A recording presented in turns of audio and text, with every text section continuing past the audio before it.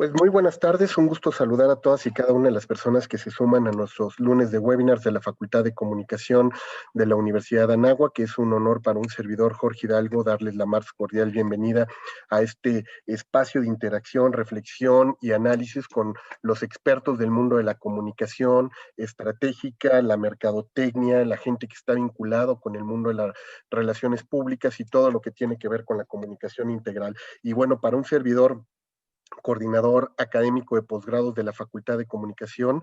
Les es un honor poder presentar a nuestra invitada y agradecerle a nuestra querida maestra Lorena Carreño, querida amiga, miembro de la Academia Mexicana de la Comunicación, también experta en este tipo de temáticas, que haya aceptado esta invitación para dialogar con los miembros de la comunidad Anáhuac. Muchísimas gracias, Lorena, y en nombre de nuestro director, el maestro Carlos Cienfuegos, pues te damos la bienvenida a este espacio de análisis e interacción con la comunidad anáhuac. Lorena, muchísimas gracias. Al contrario, Jorge, muchas gracias a ti, a la Anáhuac, a la Universidad de Anáhuac por darme esta oportunidad de compartir con ustedes un poco de información que tengo en esta tarde. Al contrario, Lorena, y pues mira, un poco para las personas que se van sintonizando con nosotros, tanto en las redes sociodigitales como también en este espacio de Zoom, estos lunes de webinars que hemos tenido a lo largo de más de un año, ya contigo casi cumpliendo, llegando casi a las 50 emisiones, estamos justo nosotros celebrando contigo ya la emisión número 41, te digo, ya nos estamos aproximando por ahí a nuestra emisión número 50 en unos días más, sobre todo analizando todo lo que tiene que ver con los grandes cambios y transformaciones que ha dejado para todos los expertos en el mundo de la comunicación el tiempo en el que estamos viviendo, Lorena.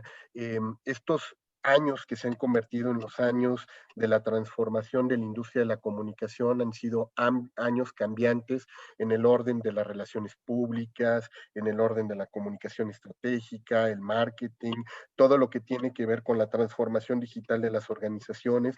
Y uno de los temas fundamentales que también ha aparecido en la agenda de los comunicadores en los últimos años es el tema de la reputación, cómo de alguna manera las marcas, las compañías, las instituciones, los sujetos, pues tienen una representación en el ámbito social, una identidad que quieren proyectar, una forma de manifestarse a sus distintos públicos o stakeholders, y esa forma de ser y estar en ese mundo y en esa representación, un poco como lo solía decir Irving Goffman, el padre de la sociología americana, pues era como una actuación, y esa actuación en ese escenario pues implicaba cumplir con ciertos roles, y la gente pues a partir de los roles que iban representando pues manifestaba su agrado, desagrado, y ello te iba legitimando en esos escenarios, y esa legitimación pues te iba dando una reputación.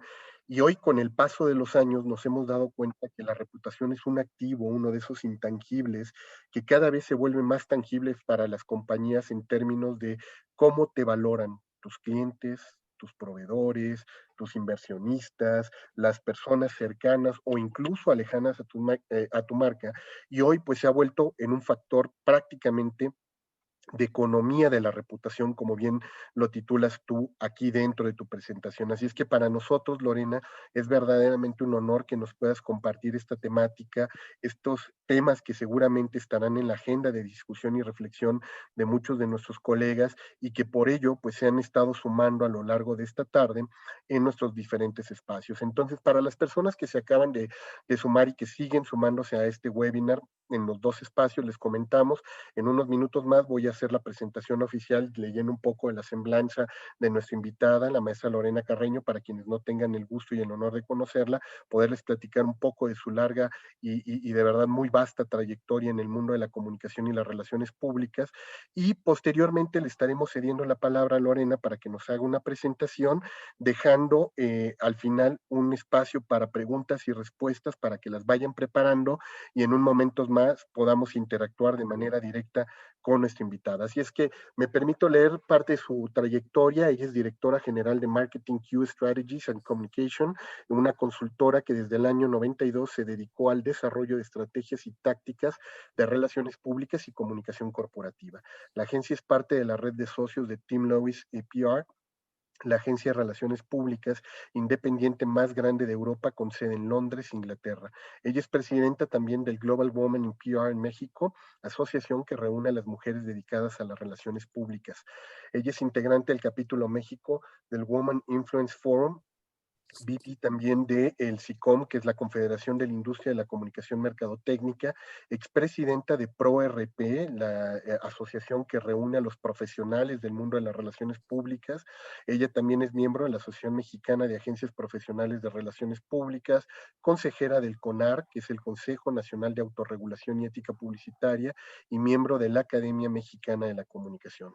Conferencista internacional en temas de relaciones públicas y comunicación corporativa en el World Communication Forums en Davos, en Suiza, de la cual es miembro del Comité Internacional, ha sido conferencista del South by Southwest Interactive Festival, que se celebra en Austin, Texas, del World Public Relations Forum, organizado por la Global Alliance, celebrado en Madrid, España, en el 2014, y de los congresos de relaciones públicas organizados por ProRP en México, del 2008 al 2016, así como de los congresos interamericanos organizados por la CONFIAR, que es la Confederación Iberoamericana de Relaciones Públicas, entre otros foros.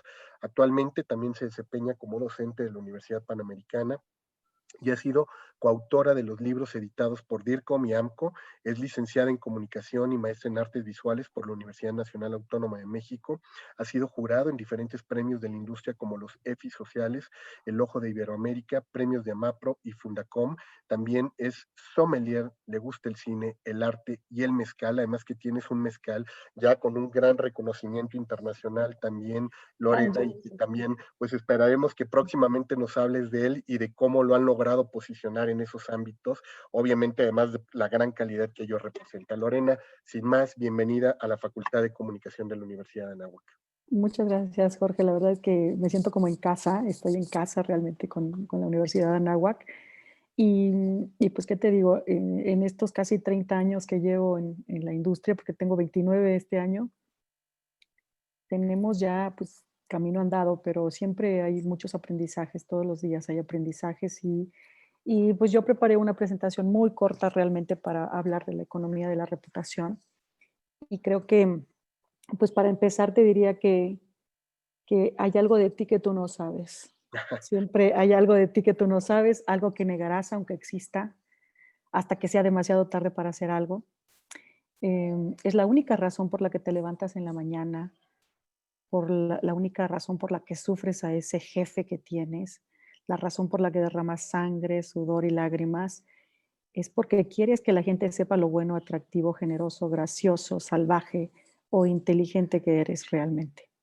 Entonces, esta frase pues dice, por ejemplo, ¿no? Témeme o reverencíame, pero por favor piensa que soy especial. Todos los días estamos buscando eso como seres humanos, compartimos una adicción, somos adictos a la aprobación, somos adictos a, estamos en esto por la palmada en la espalda, por ese salario espiritual en el trabajo, pero también por el reloj de oro, ¿no? Porque nos den el premio a los 10 años, a los 20 o a los 30, porque somos monos envueltos en trajes suplicando por la aprobación de otros. Si lo supiéramos, no lo haríamos, pero este es el claro ejemplo de Facebook, por ejemplo, ¿no?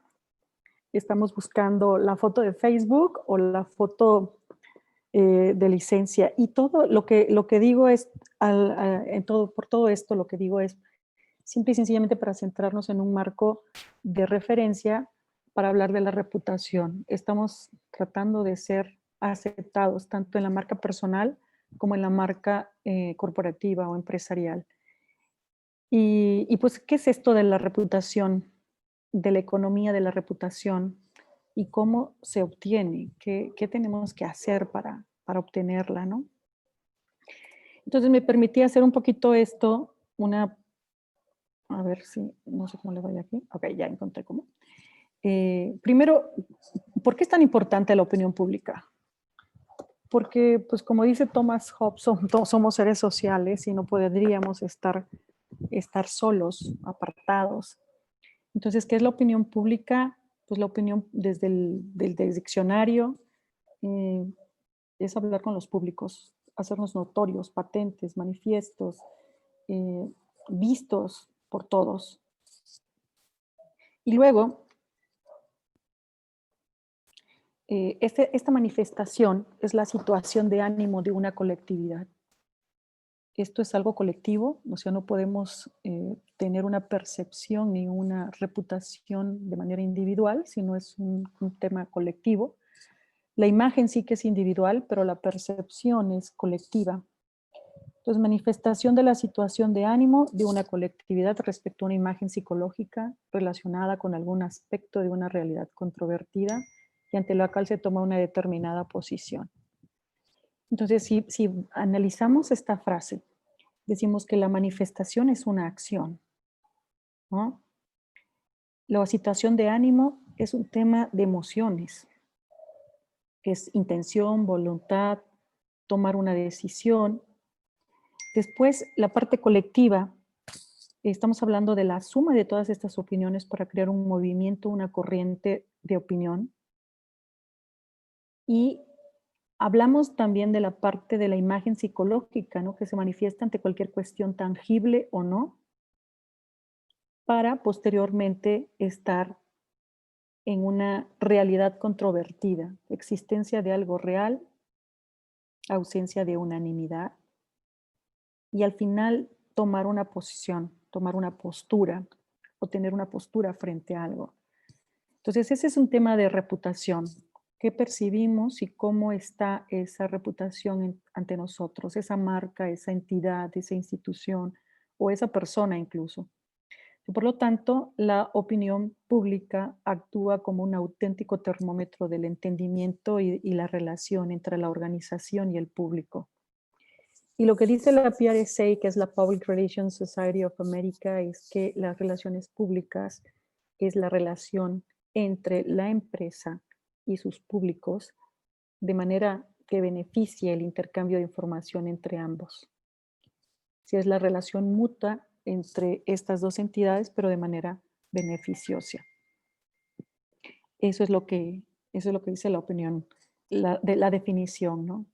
Entonces aquí para poder hablar de la identidad, es que la identidad se produce por los estímulos. ¿Cómo nos formamos esa opinión sobre algo o sobre alguien? La identidad se produce por los estímulos. Los estímulos, si le sumamos a un receptor, nos da como resultado la percepción. Y si le sumamos a esa percepción el pensamiento crítico, nos formamos una imagen.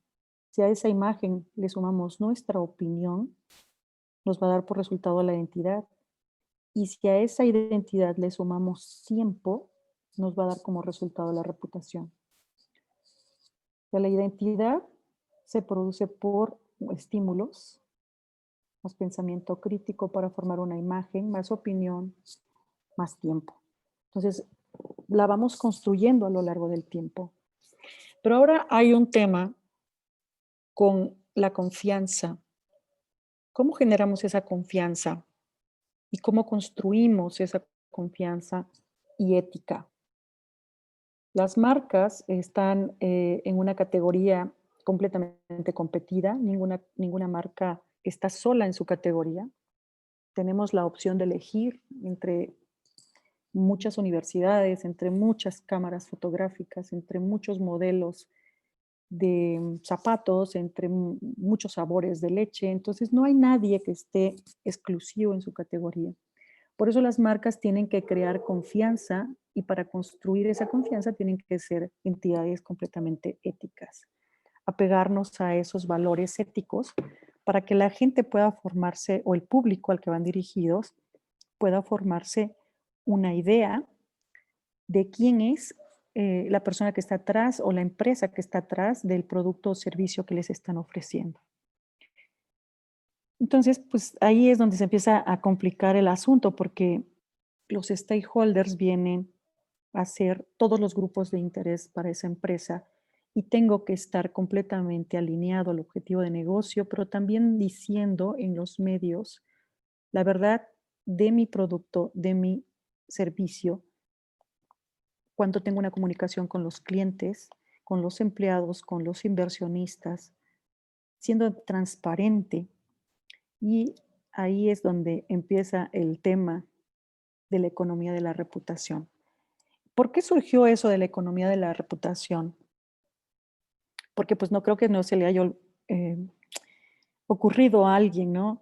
La economía de la reputación fue cuando, no sé si se acuerdan algunos de ustedes, cuando empresas como Tyco, WorldCom, Enron, cuando empieza la crisis de Enron principalmente y la de Arthur Andersen, pues se llega a un tema de corrupción, de tráfico de influencias, de cosas que no creíamos que fueran posibles en esas organizaciones. Pero más allá de la crisis en la que se vieron envueltos, pues resulta que la crisis solamente fue el parteaguas de todo eso para descubrir cómo estaban por dentro esas organizaciones. Entonces, la economía de la reputación nace cuando la reputación emerge en el mundo empresarial, hace más o menos unos 10 años de todo esto, fue en el 2011, en mayo del 2011, cuando fue la crisis de Enron. Y a partir de esos problemas, de esas crisis reputacionales de esas empresas emblema, se lleva a la desaparición de grandes empresas, o sea, las totalmente rompen todos esos esquemas y se da por terminada la compañía y ocupaban esos puestos tan altos que, que se dan más allá de la crisis envueltos en una situación de cerrar la empresa. Entonces estamos frente a un capitalismo salvaje, digamos, que 10 años después, en la segunda década del siglo XXI, los stakeholders o los grupos de interés están completamente en otro lugar. Y lo que dicen estas personas, lo que decimos como individuos y como consumidores de esos productos es que ahora necesitamos que nos tomen en cuenta, que nuestra voz vale, que queremos eh, que nuestra opinión se vea reflejada en los servicios que nos ofrecen. Además, queremos vivir una experiencia de marca y además queremos que sea positiva. Entonces, cuando tenemos todos estos elementos, estamos trabajando en la reputación, exigiendo esa reputación y las marcas tienen que trabajar en consecuencia. Ya no somos los que nos creemos el cuento de fake news o productos que estén poco, nunca lo hicimos así, ¿no? Nunca nos conformábamos con esos productos que nos dieran con etiquetado falso, pero ahora, ahora mucho menos que nunca. Ahora ya hay una ley, ha evolucionado todo esto y queremos que esos productos tengan lo que nos dice la marca. Las marcas tienen por consecuencia que ser muchísimo más humanas en ese sentido y creo que en el año pasado, a raíz de la pandemia, sí que lo empezaron a hacer. No todas, pero las principales indicios ya se están dando en, en un cambio muy significativo. Las marcas se han convertido o se han empezado a dar vuelta a la parte más humana porque el consumidor está mucho más informado. A partir de eso, tenemos como consumidores la sartén por el mango, ¿no? Y esto es lo que nos dice el mundo, ¿no? Cambios climáticos, la aparición de gente más joven hacia temas de como Greta, ¿no? En esta niña que empieza a hablarle de tú a todos los presidentes, esas protestas que hubo por el cambio climático en 2019, la automatización de toda de la parte de inteligencia artificial y cosas por el estilo, nos hacen también alejarnos un poco de lo que quiere el consumidor. Eh, Temas de salario, ¿no? Temas completamente inequitativos para trabajadores y para incluso para mujeres en un primer término en temas de género y también movimientos de derechos humanos. Entonces, todo esto que está pasando en el ambiente mundial, global, porque las marcas ya son globales, ya no existe nuestro cliente local, solamente, sino que todas en el momento de abrir una página de internet, en el momento de estar en línea, nos convertimos en una marca global completamente sin fronteras y tenemos que buscar todos estos mecanismos para generar la reputación.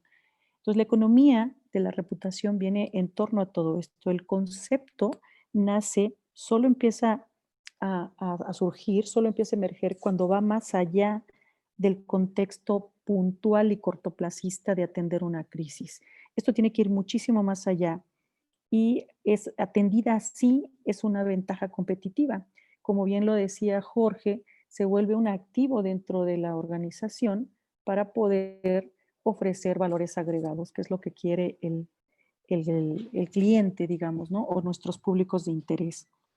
De esa manera, el valor de los intangibles se vuelve un valor completamente imprescindible en las organizaciones, que es el servicio al cliente, ¿no? ¿Qué son estos intangibles? ¿O por qué surgen esos intangibles? Bueno, aquí está un poquito lo que ya les adelantaba. La economía de la reputación nace a partir de la crisis de reputación que llevó a desaparecer a grandes empresas, entre ellas a Enron, a Arthur Andersen, Parmalat, y solo se empieza a entender no como la crisis per se, sino por qué se dio ese tema de la crisis. Y desde ese momento surge la idea. La primera vez que se usó el término de reputación, de economía de la reputación, fue en la 15ª Conferencia Internacional de Reputación Corporativa, Marcas e Identidades en Río, Identidad Corporativa en Río de Janeiro en el 2011. Está por cumplir 10 años el término, pero desde ese momento se empieza a generar un ambiente a 360 grados. Surgen más las escuchas, surgen también las redes sociales como Twitter, que están cumpliendo en esa década, digamos, aunque quizá es un poco más vieja Twitter, de 12 a 15 años, eran los primeros pasos que se daban de las marcas en el mundo digital como tal. Y hay una empresa que también ha trabajado mucho en todo esto, que es el Reputation Institute en España, que dice que para poder hacer esta economía de la reputación, se crea un nuevo método de medición. O sea, no nada más lo que dicen mis clientes, sino todo lo que dicen los stakeholders. No solo el primer grupo, eh, digamos, como clientes, que siempre los vemos, lo que digan mis clientes, pero también lo que dicen mis proveedores, lo que dicen mis empleados, lo que dice mi industria, mis colegas en la industria y lo que dice las autoridades. Si escuchamos todo eso, identificamos un marketing y un esquema a 360 grados para poder eh, contrarrestar, digamos, las posibles crisis que pudieran surgir. Tendríamos que hacer una auditoría de riesgos en todos estos grupos de interés para poder determinar hacia dónde vamos. Y esta empresa, RedTrack, es el pulso de la medición. En el caso de España y México lo hace también Merco, que es una empresa en la que colaboraba Justo Villafañe, y cuando estaba como presidenta de ProRP trabajamos un poco en esas encuestas para saber quién es la empresa más reputada en México. No la empresa más importante en ventas, sino la empresa más reputada o quién ha hecho su tarea correctamente con sus stakeholders. Y hay hallazgos significativos. Digamos que el valor de lo intangible empieza a salir adelante, ¿no? Ese servicio. Y RedTrack dice que son 7 dimensiones que sustentan y miden la importancia relativa de la economía de la reputación. Entre ellas, los productos y servicios, principalmente, que ahí hablamos de la alta calidad del producto, del valor por el dinero, el valor que tiene ese producto por lo que estamos pagando. Se debe mantener al día también esa calidad de los productos y ver si cubre las necesidades de los clientes. En la segunda dimensión, que es la innovación, los productos tienen que ser innovadores, pioneros en el mercado y adaptarse con rapidez al cambio que está demandando la industria o los clientes, ¿no? También ellos miden para que sea una empresa reputada el workplace, y también ahí entran si es un buen lugar para trabajar o qué dicen los empleados al respecto, ¿no? El entorno de trabajo, pues es si está remunerado, si es una forma, si tratan de una manera justa a los empleados, si hay un bienestar para los empleados, si hay igualdad de oportunidades. Todo esto suma para que puedan convertirse en una empresa great place to work, ¿no? También la parte de gobierno, apertura y transparencia, el comportamiento ético, y ahí cuando hablamos de confianza, si somos limpios a la hora de hacer negocios, entra toda la política de los 17 Objetivos de Desarrollo Sostenible de la Organización de las Naciones Unidas, y entra mucho en esta parte el tema de responsabilidad social corporativa, para ver si estamos haciendo las cosas de esa parte de ciudadanía, ¿no? Y justamente en esta de ciudadanía, es si estamos siendo responsables con el medio ambiente, con el entorno medioambiental, si estamos apoyando causas justas y si es influencia positiva en la sociedad.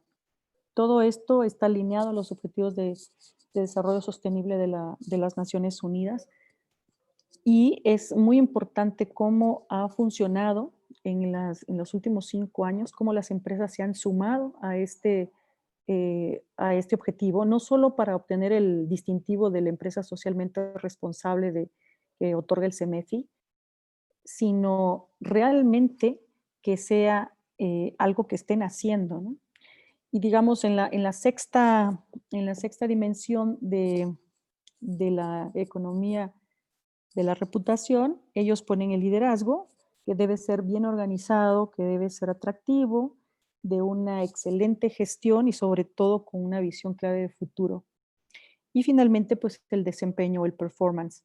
Ese desempeño o performance está alineado a los beneficios que produce la empresa, a los resultados a los mejores resultados esperados. A ver, permítame un segundo, por favor.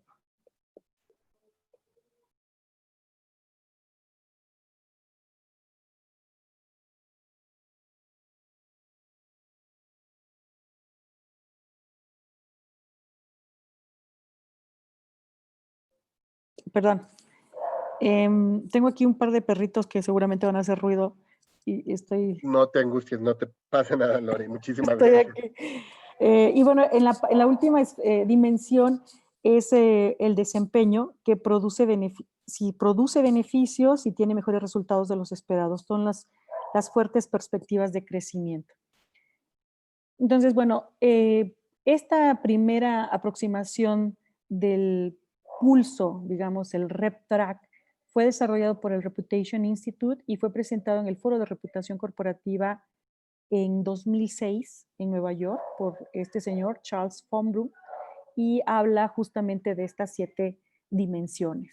Y aparte también nos habla de la parte, esto sería la parte racional, digamos, ¿no? Lo que está ya pensado dentro de la empresa y lo que queremos dar a conocer entre los productos y servicios. Pero en el círculo más interno está la parte emocional. Si estamos realmente admirando a la empresa, si la empresa nos habla con confianza, si habla de nuestros sentimientos y emociones, si nos llega, y si estamos completamente alineados con esos propósitos. Por eso les digo que a lo mejor no nos cayó el 20 en el 2006, pero sí que nos cayó en el año pasado para volver a para hacer esas empresas mucho más eh, humanas, ¿no? Digamos, tiene que ser la mercadotecnia y la comunicación en algo más humanos, porque antes.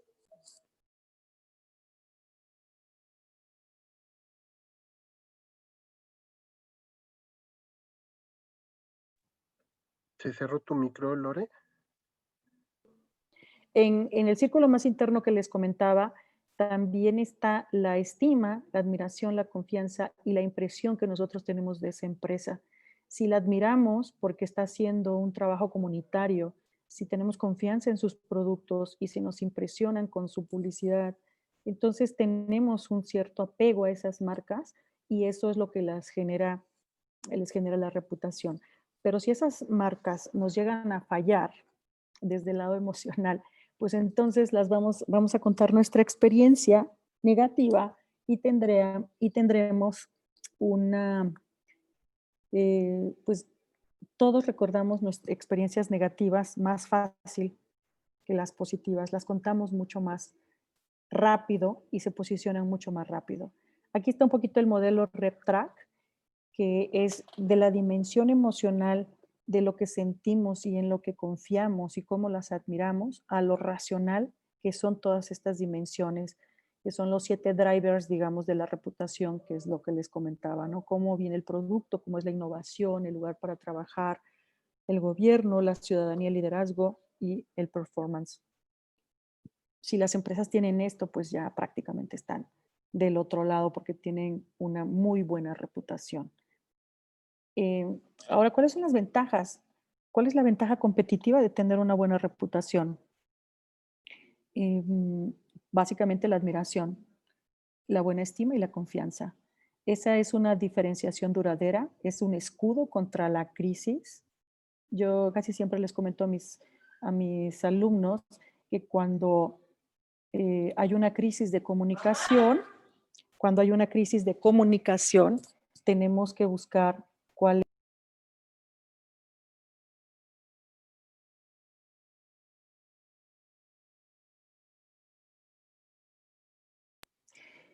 ¿Sí me escuchan ahí? Ya te escuchamos, Lore, se fue de Ok. pronto tu audio. La reputación, como les decía, es una ventaja competitiva porque es una diferenciación duradera.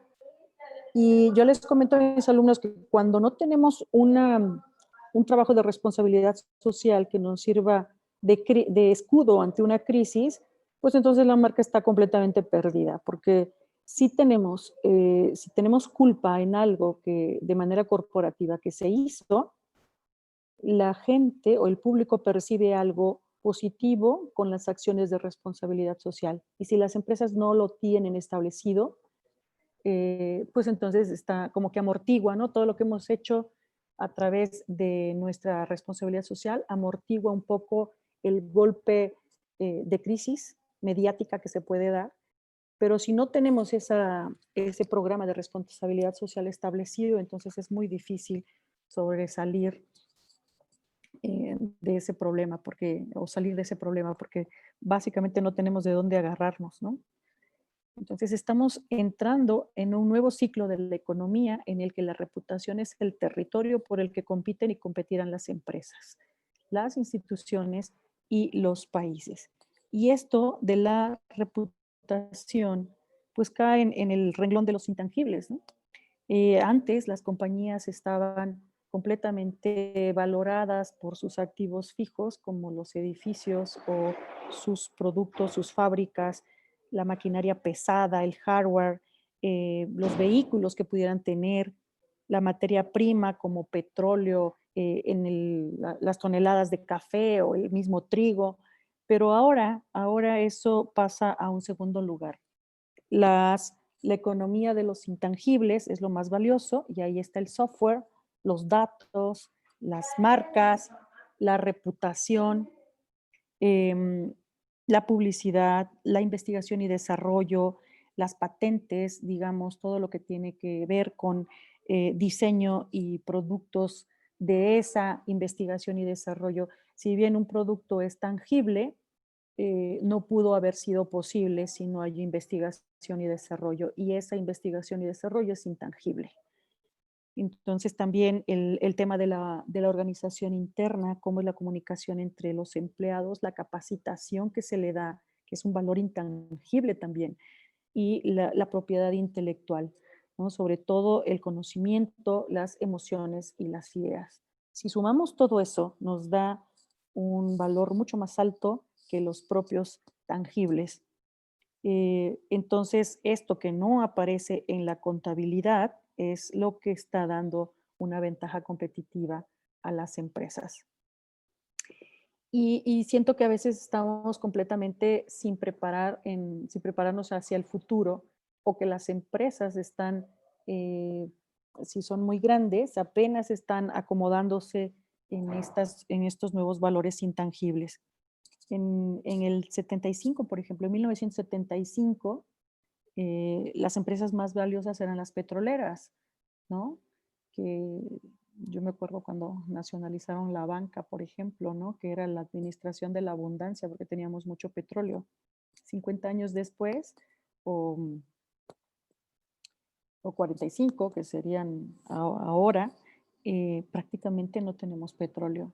La industria del petróleo, de los diamantes, del trigo, han bajado sus niveles de valor respecto a las tecnológicas. Digamos, las empresas más valiosas y las que han crecido ahora muchísimo más son las tecnológicas, que son Google, Microsoft, eh, Apple, y ellas no venden ningún producto comestible o que nos pudiéramos transportar a través del petróleo comprándoselo a Google. Eh, Ellas lo que venden son la información y los datos.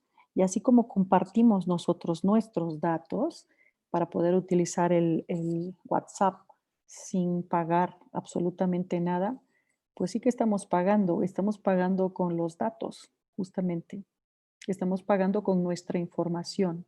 Cada vez que nosotros aceptamos el nivel de el contrato que viene ahí para utilizar esa plataforma, en ese momento estamos cediendo nuestra información y en ese momento estamos pagando.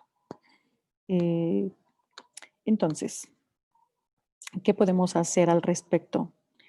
Lo que estamos haciendo es pagar con bytes, digamos, con nuestro código binario, y pagamos los datos pagamos con datos cada vez que los utilizamos, ¿no? Y no me dejarán mentir, ustedes, por ejemplo, Harry Potter, que es un producto transmedia súper interesante de analizar. Ahora mismo la autora de Harry Potter es mucho más rica que la reina de Inglaterra, ¿no? Y, y esa riqueza se generó de una idea que después se convirtió en libro y después se convirtió en película y en prendas de vestir y mochilas y juguetes y todo lo que ustedes quieran, pero nació de la idea y se convierte en una empresa. Entonces, el 70% de esos intangibles está oculto. ¿Cómo los podemos sacar a la luz? Pues dando un valor agregado a todo lo que estamos ofreciendo. O sea, el servicio de última milla, el servicio que recibe el cliente al final, ¿no? Y bueno, ¿cuáles son las características de de los negocios intangibles? Las características son, primero, altamente escalables, de expansión rápida y barata, el efecto derrame. O sea, ahora podemos hacer una empresa en cualquier lugar y ni siquiera tener un edificio, ¿no? Un activo físico. Airbnb, por ejemplo, ¿no? Airbnb es una de las empresas de hospedaje más exitosas, y no tiene ningún solo cuarto de hotel. Eso es un poco la idea de la economía, de la reputación. O sea, cómo generamos de los intangibles, cómo generamos esa idea y cómo la hacemos rentable. Los beneficios pueden ser aprovechados por otra empresa en un efecto derrame y se benefician de manera indirecta otras industrias, ¿no? Otras industrias por este tipo, como en el ejemplo de Airbnb. Y también em, pues se convierten en riqueza para otras personas, ¿no? Y si lo recomiendo, y si tengo una muy buena experiencia, una recomendación sobre un producto o servicio mejora la reputación en 5 puntos, en una escala del 0 a 100, según el índice y el pulso de RepTrack. Y supone un crecimiento de la recomendación de los consumidores del 7.3%.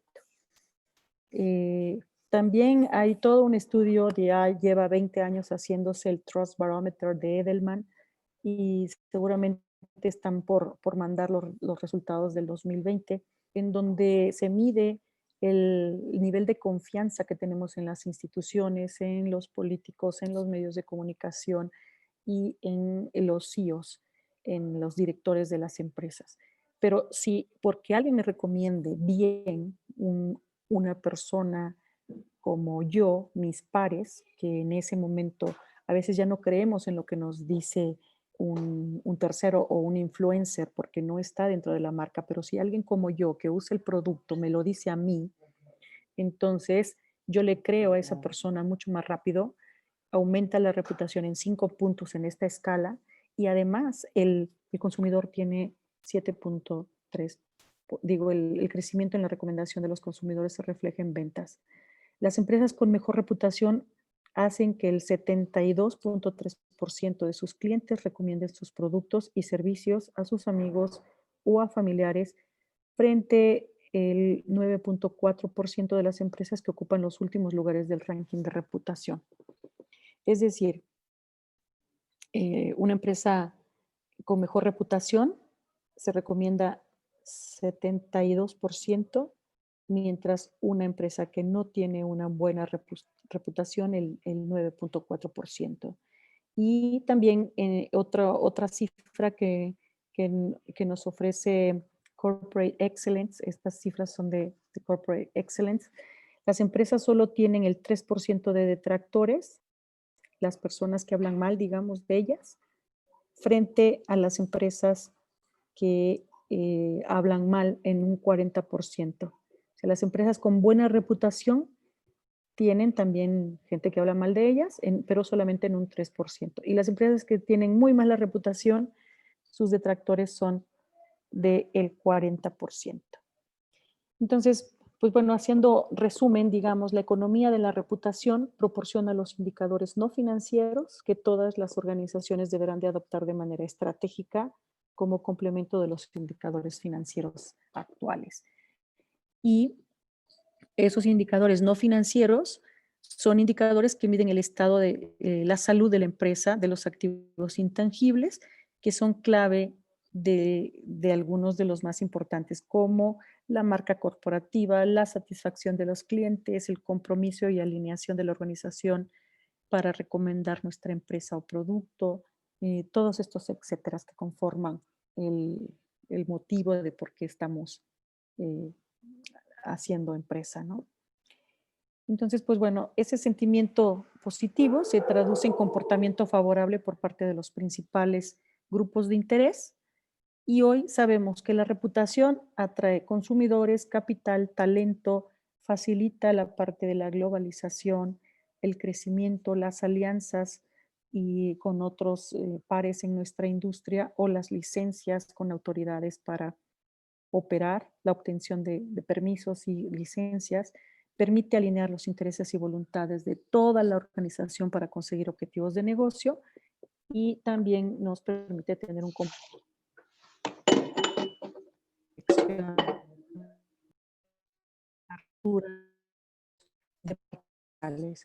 porque pareciera que a veces en las grandes empresas, pareciera que son, si son 10 departamentos o 10 divisiones, pues pareciera que estamos trabajando con 10 empresas de manera interna. Entonces, esto de la reputación corporativa es el trabajo en conjunto para el objetivo de negocio, que es definitivamente ventas, pero ventas de una manera mucho más humana y más centrados en la realidad en la que vivimos. Entonces, en conclusión, para alcanzar el éxito, las empresas, el éxito financiero, corporativo, empresarial, en general, el éxito en general de una empresa, estas instituciones y empresas necesitan líderes capaces que puedan entender este nuevo entorno, profundos conocedores de las expectativas de todos los stakeholders, o sea, de sus grupos de interés, y que reconozcan que hoy quien tiene el poder son precisamente los grupos de interés. Una marca no existe si no tiene ese círculo de stakeholders y finalmente pues ellos se convierten en los dueños de la marca, ¿no? Pues prácticamente es esto lo que había preparado para empezar con alguna alguna discusión entre amigos. Claro que sí, Lorena, muchísimas gracias por tu excelente exposición. Yo creo que sin duda habrá muchos de los colegas que nos están siguiendo, tanto en las redes sociales como también en este Zoom, que tendrán por ahí sus preguntas, inquietudes, así es que les hacemos una cordial invitación para que la vayan preparando. En el módulo de Zoom tenemos en la parte de participantes la posibilidad de levantar la mano si quieren hacerlo para que les demos de manera directa el micrófono y que puedan interactuar con nuestra invitada, la maestra Lorena Carreño. Les vamos a agradecer, nos lo hagan saber para que así les vayamos dando la palabra y podamos interactuar con ella. Y sobre esta parte en lo que se empiezan a animar nuestros colegas, Lorena, a mí me gustaría un poco reflexionar sobre este punto que decías. Hoy es el territorio por el cual compiten marcas, instituciones, organizaciones civiles, personas que están haciendo, es decir, el territorio en el cual nos vamos a estar moviendo en materia de comunicación tiene que ver con la reputación, porque allí es donde finalmente pues estaremos generando nuevos capitales, ya no nada más el capital económico, no solamente un capital social y un cultural, sino también un capital de vinculación y un capital de reputación. Así es que sobre esta parte vamos a empezar a dar la palabra también a las personas que se están conectando con nosotros, y ya desde Facebook nos habían llegado algunas preguntas hace rato, sobre todo a qué te referías cuando hablabas de ciudadanía, la parte de citizenship, en el esquema en el que estabas exponiendo, Lorena. Bueno, la ciudadanía es una de las instancias que marca reputación para alcanzar. Creo que se cortó un poco tu respuesta, Lorena. Lorena, se cortó tu respuesta. ¿Sí me escuchan aquí? Ya te escuchamos mejor. Hola. Ya, sí, se había cortado. Un segundo.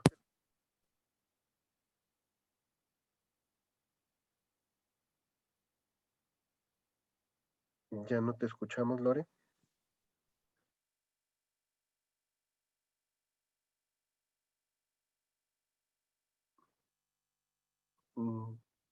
¿Nos escuchas tú, Lorena? Es que perdimos tu Sí, audio de pronto. ahí me escuchas, ¿verdad? Ahí ya te escuchamos, sí. Perfecto. Bueno, lo de la ciudadanía es lo que dice una de las 7 dimensiones que marca RepTrak para identificar cómo se mide la importancia de la economía de la reputación. Es la parte racional, y lo que se refiere es a básicamente cómo somos vistos desde los ojos de los stakeholders. Esa opinión pública con la que empezábamos a hablar al principio de la intervención es cómo nos ven esos públicos afuera de la empresa, porque tenemos que primero tiene que ser un buen lugar para trabajar, es innovación, ofrecer un buen producto y servicio, el rendimiento, el liderazgo y el gobierno corporativo, ¿no? Hasta dónde me toca a mí esa parte para hacer ese producto o ese servicio, pero también esa parte de ciudadano socialmente responsable. Es cómo estoy viendo desde el punto de vista de la responsabilidad social, cómo estoy contribuyendo a ese sector social desde la empresa. Muchas gracias, Lore, por la respuesta para Ana Cecilia Ruiz Aceves. Y por aquí el doctor Francisco Lorenzo nos ha pedido la palabra. Le pido al doctor Francisco Lorenzo si gusta activar su cámara y micrófono. Adelante, doctor. Él es nuestro coordinador académico de la maestría en periodismo estratégico y nuevos medios. Sí, claro. Doctor Francisco Lorenzo, adelante, ya tienes la palabra.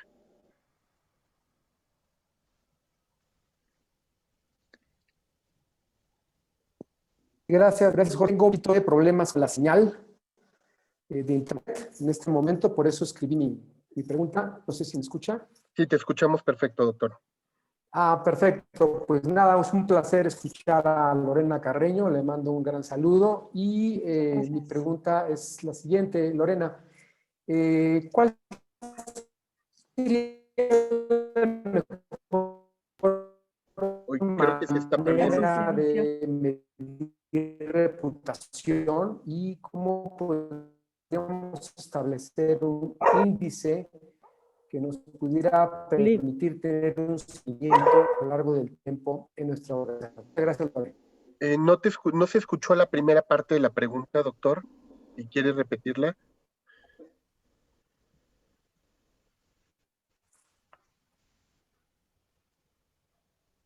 Doctor Lorenzo, creo que se perdió por ahí, pero nos la puso en el chat, Lorena, voy a tratar de repetirla. Dice que cuál es la mejor manera de medir la reputación y cómo establecer un índice que nos permita tener un seguimiento a largo plazo. Bueno, yo creo que lo más importante es no perder de vista el propósito por el que fue creado la empresa, ¿no? Es el elemento principal para orientar una empresa al éxito. Yo creo que tenemos que voltear a ver un poco la misión y la visión con la que fue creada la empresa y pasar del qué hacemos o del storytelling, por ejemplo, del qué decimos al qué hacemos. Acuérdense que la reputación es la congruencia. ¿Cómo generamos reputación? Siendo congruentes entre lo que decimos y lo que hacemos. De ahí que, desde mi punto de vista, yo creo que no perder de vista el propósito por el que fue creada la empresa, la visión, la misión, los objetivos específicos de esa empresa nos van a ayudar a establecer siempre la meta de la reputación. Pero también ayuda el ser diferentes, ¿no? Cómo innovamos y cómo evitamos esa pelea por los precios para que nuestro mercado nos prefiera. También el objetivo de la comunicación es transmitir la esencia del negocio, ¿no? La visión y misión. Y también aplicar, pues bueno, el componente ético, el componente de servicio, y así vamos construyendo esa tan anhelada reputación. Y un poco en función de la pregunta que te hacía el doctor Lorenzo, por aquí también nos había preguntado Luis Manuel en internet, decía que cómo se miden esos intangibles, o sea, cómo son los indicadores, Lorena, o por lo menos los que trabajan ustedes como expertos, cómo los están haciendo tangibles. Bueno, tiene toda una metodología RepTrack, el Reputation Institute, hay una metodología para la medición y ellos tienen encuestas.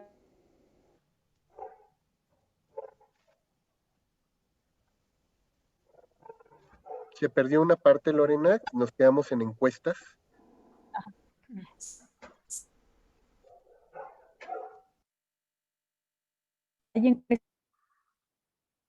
Creo que está fallando un poco tu señal, Lore, porque no te estamos escuchando. ¿Estás ahí? Se perdió un poquito, Lorena, nos quedamos en encuestas.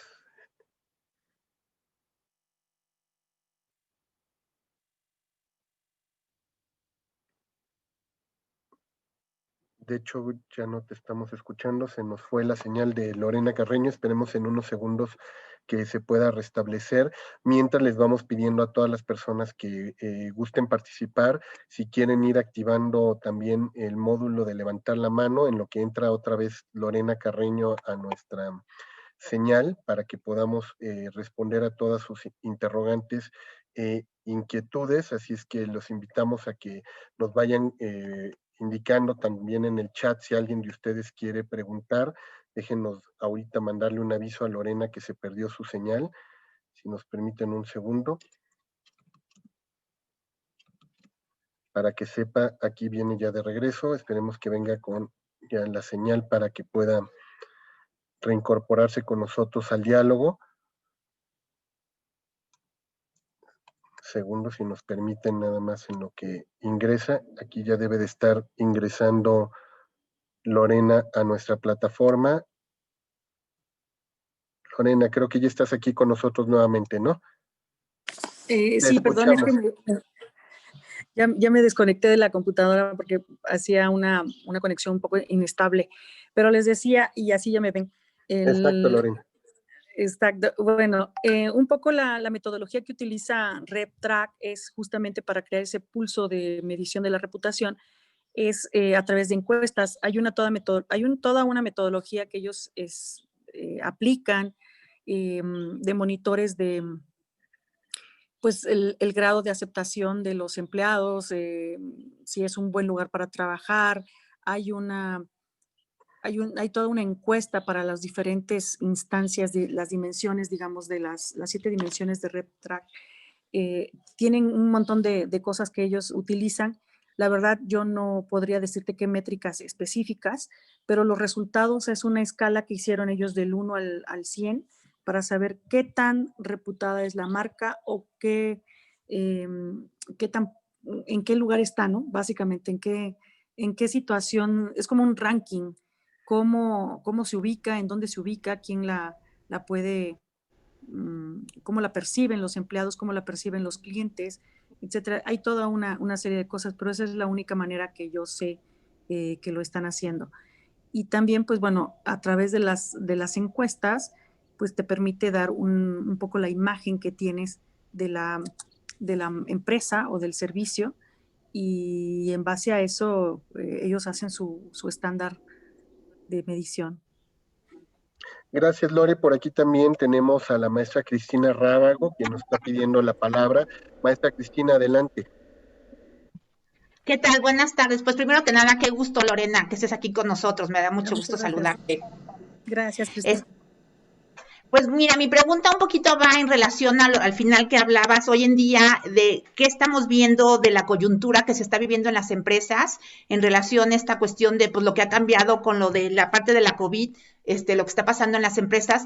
¿Tú qué recomendarías hoy en día que las empresas tienen que enfocarse en esta parte? Pues que estamos viendo un poquito la parte de solidaridad, es decir, en esa parte como de reputación, como que qué mensaje o a dónde se tienen que enfocar como en este corto plazo, pues viendo lo que está sucediendo. Yo creo que es una excelente oportunidad para hacer un poco más de responsabilidad social. Por eso les decía, quizá es esa parte más humana, ¿no?, de las empresas. Y desde el punto de vista de los intangibles, pues bueno, sí que la vacuna es un tangible, pero la investigación y para el desarrollo de la vacuna es el intangible. Entonces, si las empresas están alineadas a los objetivos de negocio de su leitmotiv o por qué están existiendo, yo creo que de entrada deberían volcarse hacia la parte más humanista. Deben ser más humanas, deben tener esa solidaridad, hasta donde se los permita su negocio, ¿no? Definitivamente creo que por ahí va el asunto. Ok, muchas gracias. De hecho, Lorena, hoy hablan, ¿no?, que una de las grandes ganadoras van a ser las empresas empáticas, las empresas que logren generar mayores vínculos en la parte emocional con la gente en términos de reputación, estando cerca de ellos en estos momentos de crisis, ¿no? Sí, completamente. Tienen que ser muchísimo más abiertas a ese objetivo de desarrollo sostenible de la ONU, ¿no? En donde, si ustedes los voltean a ver, esos 17 objetivos de desarrollo sostenible, pues es mayor digamos, empatía, tanto de género como con los empleados, como con precios justos, como con el ambiente, como con los océanos, los bosques, la pobreza, erradicar la pobreza. Entonces, todas las empresas caen en por lo menos uno de todos esos desarrollos sostenibles. Hay marcas con las que yo he trabajado que están en 8, en 7 objetivos de desarrollo sostenible, y es la Agenda 2030 de la ONU, ¿no? Hacernos un poco más sensibles a lo que está pasando el otro y cómo podemos capitalizarlo, porque eso también es importante, pero no en ese capitalismo salvaje de generar riqueza per se, sino en ofrecer esas alternativas de desarrollo y de crecimiento con marcas que están alineadas a lo que necesita la sociedad. Sí, y que creo que al final también, perdón, y se sienta también como el consumidor que está recibiendo esa parte empática, que está la marca con ellos y que de cierta manera pues está pues junto con ellos viviendo lo que ellos están viviendo, ¿no? Creo que va por esa parte que tú nos dices. Yo creo que sí, yo lo siento así. Por ejemplo, hay estudios también del tema de responsabilidad social, en donde como consumidores preferimos aquellas marcas que hacen algo con las ventas, ¿no? Una parte de las utilidades o de sus ventas se destina a programas que van enfocados a la, no sé, a la cura contra X, lo que ustedes quieran, que es cierta parte de sus ventas se van o que ocupan papel reciclado, que ocupan etiquetas con tintas biodegradables. Entonces, como que las marcas están sumando más hacia esa parte más humana, a lo que necesitamos como sociedad, de no contaminar, de contribuir a la riqueza del planeta, contribuir a, y que son altamente rentables en términos de comunicación, son altamente explotables esos, ¿no? Esos temas. Por ejemplo, a mí me decían, bueno, es que no queremos que se sepa, o sea, sí estamos haciendo responsabilidad social y sí ayudamos a un montón de gente, pero pues no decimos nada. Y yo por el contrario decía, bueno, pues es que sí hay que decirlo, ¿no? Hay que, si lo estás haciendo, ¿por qué no lo quieres comunicar? Entonces sí tenemos esa parte de anunciarlo, sí debemos anunciarlo, porque entonces nos convertimos en una empresa socialmente responsable, alineada con los Objetivos de Desarrollo Sostenible de la ONU, alineada con las políticas empresariales, volteando a ver a la misión y a la visión y a los objetivos corporativos de la marca o de la empresa. Y entonces, ¿por qué no anunciar? Si ahí tienes una fuente de riqueza de contenido extraordinaria. Lo importante aquí es que al momento en que lo anuncias, lo tienes que hacer. Y si ya lo estás haciendo, pues es más fácil. Pero si no lo estás haciendo y lo comunicas, el stakeholder, llámese cliente o grupos de interés específicos, va a venir a reclamarte tarde o temprano por cualquier modo de comunicación que tenga ese stakeholder, tanto con los medios tradicionales como digitales. Entonces, más vale pues ser políticamente correcto en ese tipo de cosas para poder ofrecer información de valor, con ética, productos de valor, servicios que sumen, servicios de última milla, y entonces sí que lo puedes anunciar, ¿no? Sí que decir, oye, pues es que yo estoy haciendo tal cosa y me siento súper orgulloso de esto, porque es muy válido y tienes una riqueza de contenido ahí tremenda, porque la gente lo que quiere es eso, empatía con las marcas que piensan como ellas y que están en ese sentido luchando por un mejor planeta, por una cuestión no sé, de mejores precios, de mejores productos y orgánicos y que estén certificados y que hagas lo que tú quieras con tu producto, pero que si lo que anuncias que dice que tiene, que sea real, ¿no? Ok, pues muchísimas gracias. Gracias, maestra. Lorena, gobierno, comunicación de gobierno, ¿está entendiendo cómo hacer el trabajo para mejorar la reputación en todas sus áreas? A veces no, a veces no, a veces llega tarde la información.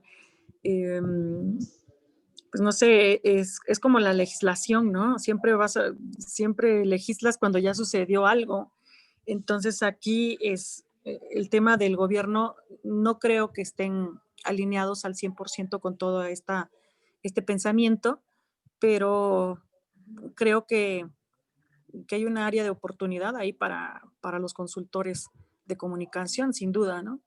O si lo saben, la implementación es la lenta, ¿no? Porque no lo vemos como ciudadanos en muchos lugares, en algunos tal vez, pero no en todos, y eso nos dice, bueno, sí están entendiendo el cómo, pero pues no lo sé, honestamente. ¿Qué les está fallando por ahí? Llegan ¿Qué les está fallando? felicitaciones, Lore, te mandan por acá un gran saludo desde la Universidad Autónoma de Querétaro, la doctora Marilú Fernández, te manda por Muchas acá, gracias. Gilda Díaz también, Caballero, te dice que muchas gracias, excelente presentación, igual que nuestra querida María Teresa Zazueta, quien anda por aquí, y a quien le abro el micrófono por si querías preguntar también, Tere, no sé si era también la posibilidad de poder preguntar a nuestra invitada Lorena Carreño, que andas por aquí, Tere, aprovechamos. Tere, Claro. adelante, tienes el micro. Gracias, Lorena. Qué gusto, qué placer escucharte, doctor, como siempre, todo mi aprecio. Fíjate que mi pregunta iba más o menos por la misma línea, Tú hablabas de cómo los consumidores quieren claridad. Nosotros como publirelacionistas siempre decimos que lo que no se comunica no existe. Pero aquí tengo una duda yo. Las 7 dimensiones que tú nos presentas para la medición de la reputación, ¿cómo la aplicaríamos en cuanto a la reputación de los políticos? No vamos a entrar a una de las elecciones más grandes de la historia de México. ¿Cómo medimos la reputación de esos candidatos a quienes tenemos que asesorar? Híjole, a mí me llegó un día un cliente así de política y lo primero que hice fue un mapeo de actores, con quién se relaciona, o sea, aquí empieza el dicho de dime con quién andas y te diré quién eres, ¿no? Porque de verdad, todo habla acerca de ti, ¿no? Si con quién te has reunido, cómo sacamos tus valores agregados. Yo le haría una historia de vida a ese político, cuáles son sus puntos destacables, con quién quiero que lo relacionen y con quién no quiero que lo relacionen. Entonces, si tenemos esas asociaciones, porque también hablamos de que el CEO es realmente vinculado a la reputación de la empresa. Es la reputación de la empresa, pero también es la reputación del director general o del presidente de la compañía. Y las dos están interrelacionadas. Entonces, si tenemos a un CEO mal reputado, con una reputación pésima, por consecuencia lo asociamos con la marca o con la empresa. Y tú dices, bueno, pero son cosas diferentes. Bueno, quíteme a ese director de ahí, ¿no? Porque para mí, él tiene mala reputación y entonces lo asocio con la marca. Y eso también es súper delicado porque no podemos separarlos. Hay una pequeña línea delgada, muy delgada, que nos dice, bueno, Emilio Azcárraga es igual a Televisa, ¿no? Salinas Pliego es igual a TV Azteca. Van implícitas las asociaciones y es muy difícil quitarlas. Entonces, cuando tenemos a estos personajes de la política, estos aspirantes o candidatos o ya funcionarios públicos, yo los disociaría de cualquier otra relación que pudiera afectarlos, para poder estar trabajando solo en sus puntos positivos, en sus puntos clave de liderazgo, me iría un poco más por la parte humana, si han escrito libros, a qué se dedican, qué hacen, una historia de vida para poder transmitirla a sus públicos. Y pues eso significa, para ellos, en este caso, para los políticos significan votos, para las empresas significan ventas, ¿no? Pero cuando no lo asociamos de manera positiva, pues sí optamos por la segunda marca en el anaquel o sí por la segunda casilla en la planilla de votos, ¿no? Entonces sí, yo creo que la reputación es parte de que los líderes de pensamiento que son intangibles, pues los puedan asociar con algo tangible o que un tercero pueda hablar de ellos. O sea, a lo mejor entrevistaría a identificar a esas personas que están alrededor de él y la reputación que pudieran tener alrededor de ese personaje o las opiniones que pudieran tener. Porque de otra manera, ¿cómo lo posicionas? Y de por sí uno de los digamos, de los rubros con peor reputación o en los que menos creerías es en los partidos políticos. Dicho por el Trust Barometer, ¿no? Los gobiernos en general, no nada más en México, el gobierno en general, como que pierde puntos porque la ciudadanía está mucho más documentada, está mucho más informada y lo que dices de promesa de campaña es como si fuera una etiqueta mal hecha para un producto, ¿no? O sea, me dices que son litros de litro y me entregas litros de 800 mililitros. Me dices que vas a construir tantos caminos y no los hiciste. Entonces, esas promesas incumplidas en los políticos se vuelven puntos en contra de su reputación. Pero también va tanto el candidato como el partido. Y aquí del lado corporativo va la empresa y el CEO. Entonces, yo creo que tendremos que separarlos y buscar los puntos buenos de manera individual de cada uno y trabajar en eso para poder posicionarlo. Y en base a las 7 instancias que dice RepTrak. Muchísimas gracias. Perdón, no quiero monopolizar nada, es una pregunta. Yo cuando doy cursos de imagen, yo les comento que las personas tienen solamente 6 segundos para quedarse con una primera impresión. El cerebro escanea inmediatamente a la otra persona y se crea una buena o mala imagen. Y siempre me preguntan, ¿hay una segunda oportunidad? Aquí relacionando con lo que tú dices del político, que al momento puede haber tenido un pasado no tan claro, no tan limpio. ¿Hay una segunda oportunidad también en la reputación? Yo creo que sí hay una segunda oportunidad. Bueno, las reglas de la imagen es eso, ¿no? Es inevitable, la regla de la imagen es completamente inevitable. Cuando tú conoces a alguien, lo hacemos por los ojos, en el 83% de los casos. La evaluamos en segundos, tenemos 23 segundos para evaluarlo. Es sentimental, en el 85% de las veces es sentimental. Siempre es relativa, es muy dinámica y responde a estímulos verbales y no verbales. Si no conocemos a alguien, lo primero que deberíamos trabajar es en su lenguaje corporal, cómo se viste, cómo habla, cómo es, cómo se comporta, porque lo vamos a evaluar de manera visual en 23 segundos, por los ojos y de manera sentimental. Si el personaje nos habla golpeado, grosero, ya perdió. Si, no importa si viene peinado o no, el punto es cómo me habla. Entonces, es un requisito indispensable para poder hacer esa imagen personal de la imagen institucional, que eso es un tema de imagen, ¿no? Pero la imagen es física, es profesional, es verbal, visual, audiovisual y ambiental. ¿En qué momento? No va a llegar trajeado a una gira de trabajo en un sector rural, ¿no? Es audiovisual porque siempre lo estamos viendo, de qué habla y qué dice y cómo se viste. Es física porque lo tenemos enfrente. Entonces, de la primera instancia nos vamos a hacer una imagen gráfica de ese personaje. Y luego cómo se comporta y qué dice. Entonces, en el momento en que ya tenemos esas 3 imágenes, vamos a ver si promete cosas que pueda cumplir, si habla con respeto a su esencia, con respeto absoluto a su esencia, cómo es, qué nos transmite. Entonces ya le damos un voto de confianza, y a través de la confianza se genera reputación. En el momento en que violamos esa confianza o nos defrauda, pues entonces se cae toda nuestra imagen, ¿no? Y hay un tema de confianza, que es la esperanza en que alguien tiene de otro individuo de algo, ¿no? No sé si se escuchó. Perfecto, Lorena. Ay, No perdón, sé si sí. Teresa te quedó ya por ahí la respuesta.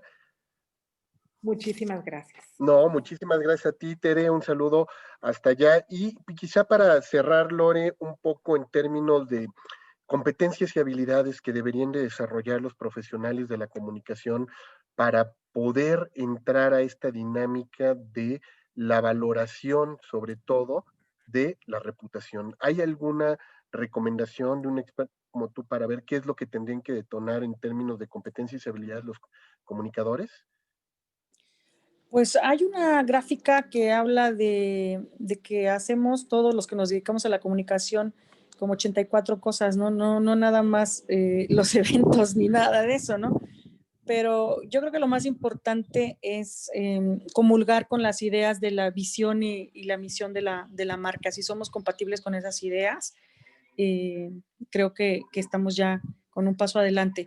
Y otra de las cosas es que ya hay un término nuevo que se llama Stratecom, que son los estrategas de comunicación, en donde yo, por ejemplo, les pongo a leer a mis alumnos a Maquiavelo y a Clausewitz, ¿no? A ver, díganme, en un mundo de guerra, porque estamos en una guerra, digamos, haciendo una analogía con la industria, ¿cómo llegamos a vencer al enemigo que se llama competencia, ¿no?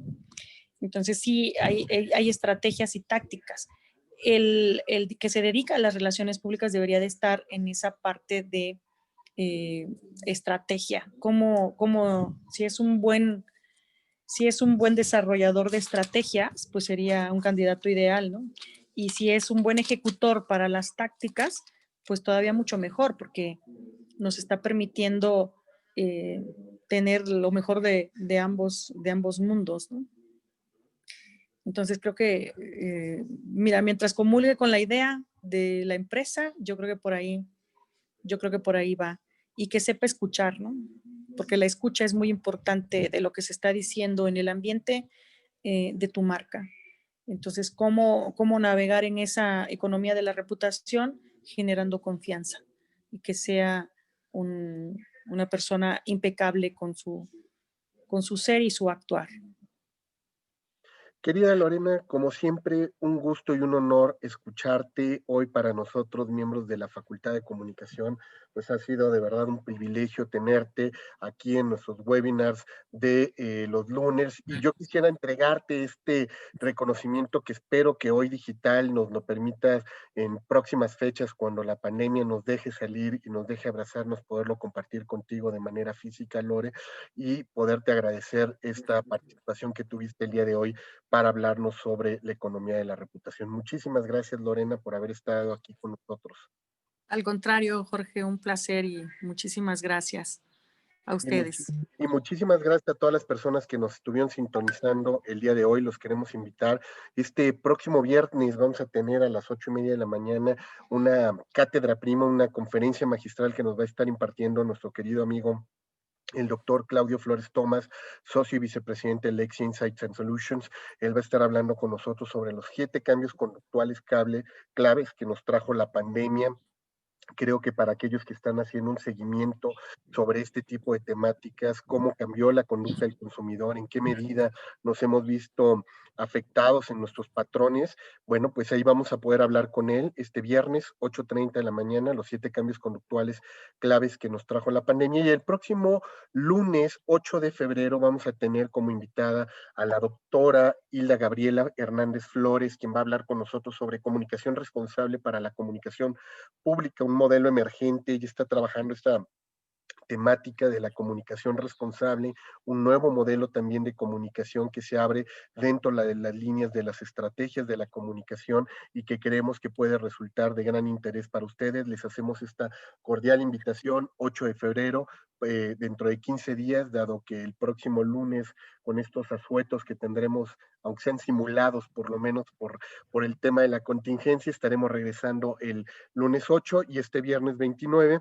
con el doctor Claudio Flores Tomás. Les agradecemos a todos su participación, ha sido de verdad un gusto tenerlos aquí con nosotros, acompañándonos en esta emisión, a nuestra querida Lorena Carreño, a todos los que estuvieron también siguiéndonos en Facebook y en las redes sociodigitales.